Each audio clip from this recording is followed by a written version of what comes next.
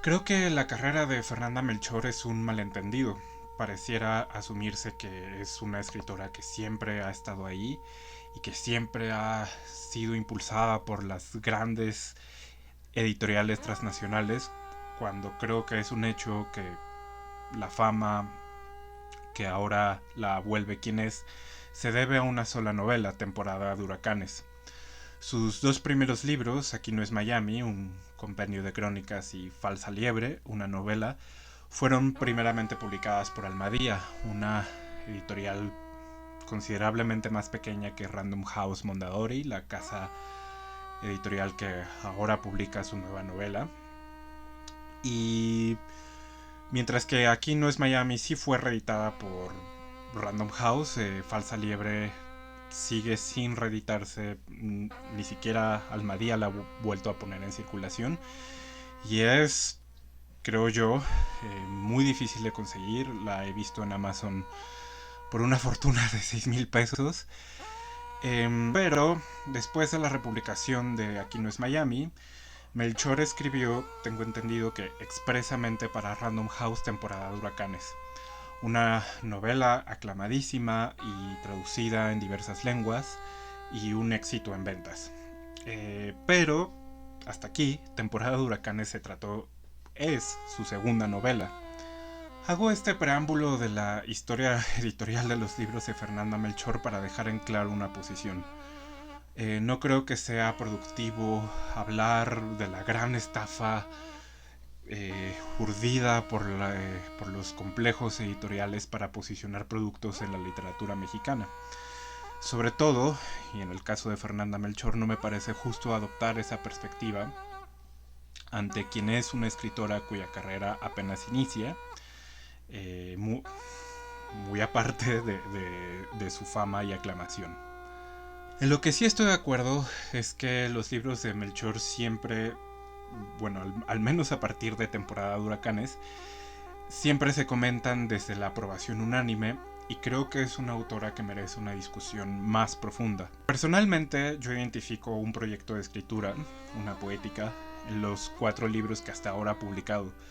Y quisiera comentar esta poética tomando como pretexto el lanzamiento de Paradise, su última novela, partiendo de un eje un poco obvio que es la representación de la violencia en su narrativa y en la narrativa mexicana. Se podría hablar de la violencia en términos monolíticos, ya que suele pasar que cuando se habla sobre la literatura mexicana que trata este tema, eh, pareciera estarse hablando también de la totalidad de un país y de una clase de violencia muy específica que es la ejercida por el narcotráfico. Sin embargo, en la obra de Melchor, Veracruz es la única localidad referida en sus 4 libros, tanto en el libro de crónicas como en sus 3 novelas, y la violencia que leemos tiene que ver más con el cuerpo y la vida diaria, con una posibilidad de vida o con posibilidades de vida que han sido precarizadas. En algunas crónicas de Aquí no es Miami, obreros y migrantes son los protagonistas que recorren un paisaje industrial de Veracruz, y casi todos son población afrodescendiente. En Falsa Liebre, la violencia se ejerce sobre un adolescente homosexual que fue secuestrado por un hombre mayor que él. Mientras que en Temporada de Huracanes se comete un crimen al que podemos interpretar como un transfeminicidio. Se asesina a la bruja, un cuerpo que fue definido en su nacimiento como hombre y que durante su crianza se le heredó no solo una identidad femenina, sino también las dotes herbolarias y mágicas de su madre, la bruja mayor. En el proyecto de escritura de Fernanda Melchor es posible identificar algo que yo entiendo como transversalidad, un término teórico que extraigo de Capitalismo Gore, un libro de la investigadora Sayak Valencia. A grandes rasgos, lo que propone esta categoría es que la violencia afecta de maneras muy específicas a una diversidad de ciudadanos que viven bajo condiciones extremas. En Capitalismo Gore, Sayak Valencia se apropia de un género del cine que generalmente hace de la violencia un espectáculo visual. En el gore, un relato no está mediado por una anécdota, sino por el retrato de un cuerpo que está siendo constantemente vejado. Sayak Valencia se pregunta si esta estrategia visual no media también la vida cotidiana de un país que fue arrojado a una guerra contra el narcotráfico. La espectacularidad con que las instituciones legales anuncian la guerra y con la que las instituciones no legales, como es el narco, la llevan a cabo, hacen que la vida diaria se viva a través de las lógicas gore. Pero más que hablar de los efectos políticos de la guerra contra el narco, Sayak Valencia habla sobre el sentido que comienzan a tener los cuerpos, que comienza a tener la vida misma, la piel, la respiración, la sangre, las entrañas, ya que esos sentidos, ese relato social sobre el cuerpo, toma otra forma ante aquellas vidas que ejercen violencia y que la ejercen bajo una serie de circunstancias muy particulares. Para Sayak Valencia, la violencia del capitalismo gore es tan compleja que ya se hace difícil, que vuelve difícil hablar de víctimas y victimarios en términos absolutos, en términos completamente de blanco y negro, sobre todo en lo que concierne a la relación entre hombres y mujeres. Valencia señala que las vidas de ciertos hombres, sobre todo los que habitan las periferias que fueron mermadas por el narcotráfico, están tan marginalizadas que no tienen otra opción que sumarse a las filas de un complejo empresarial que les promete una vida material que los trabajos formales les han negado continuamente. Pero esto no los vuelve revolucionarios, su condición marginal no tiene un potencial subversivo. Más bien, los vuelve simultáneamente víctimas y victimarios. El capitalismo les ha arrebatado toda subjetividad, no dejando más que un ente violento, un ente que es pura violencia. Estas ideas creo que son pertinentes para leer Paradise. En esta última entrega, Fernanda Melchor narra la vida de dos adolescentes, Polo y Franco. Polo trabaja en un fraccionamiento que se dice de lujo, pero en realidad es para una clase media aspiracional. Hay ciertos signos que delatan esta condición, y Polo es un residente de ese fraccionamiento. Los nombres de estos sitios que habitan los personajes son importantes. Polo, el de la periferia, vive en una colonia llamada Progreso, mientras que Franco vive en un fraccionamiento llamado Paraíso, de ahí el título de la novela.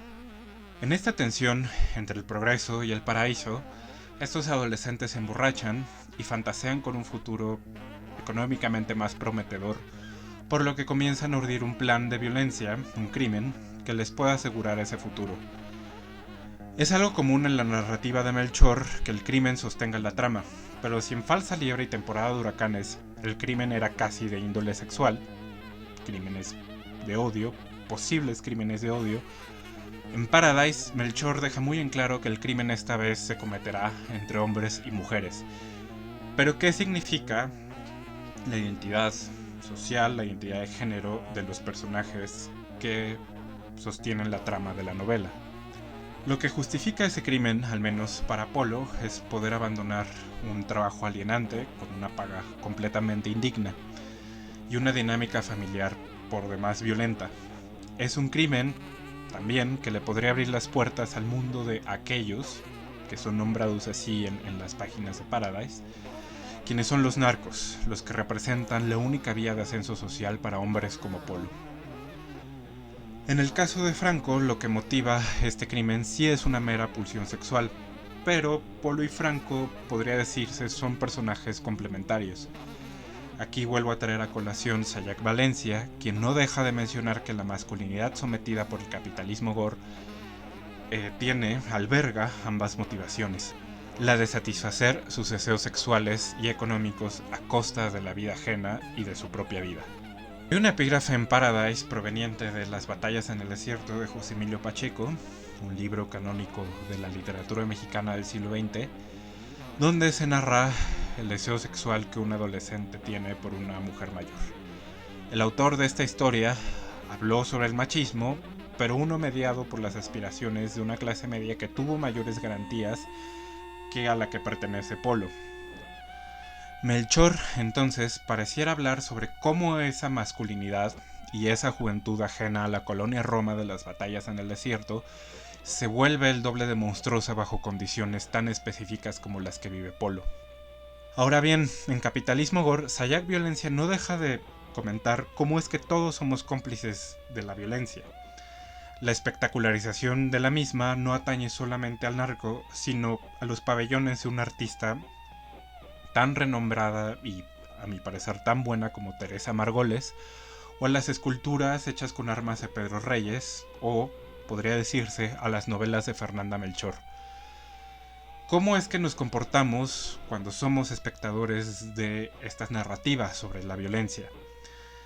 Es posible que la podamos emancipar de su contexto más inmediato y apreciarla solo como un hecho estético cuando se trata de un pabellón, de una escultura o de una novela. Aquí es donde Sayak propone una tensión interesante.